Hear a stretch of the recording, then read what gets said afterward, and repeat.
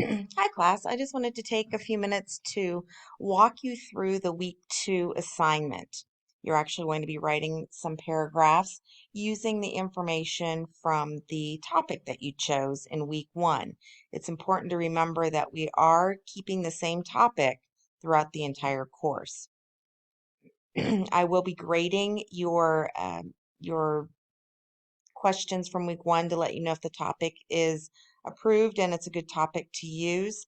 You should see those completed by tomorrow. So let's start with this is the sample assignment. You will see a blank template that has the information in it for you, but I'm going to go through this sample assignment that's been kind of done by another professor as an example that we can all use. So basically, you're going to write your title. You can keep the name of the university, the name of the course. You would put my name here, and then you would put the date. Okay, so you do not need to change anything on formatting. APA formatting is using Times New Roman 12 point and double spacing the entire document. Read on here to the introduction. In your template that you have, it will explain just like this, the introduction. You will delete all of this after you write your paragraph. So this is what I just highlighted in blue.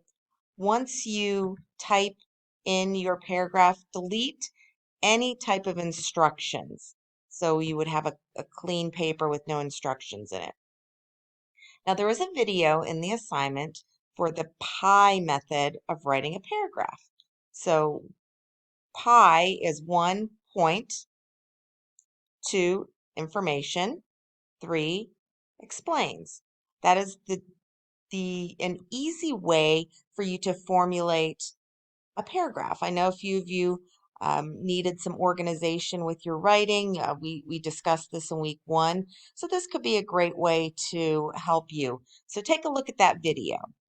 So here's your first paragraph, your second paragraph, your research question,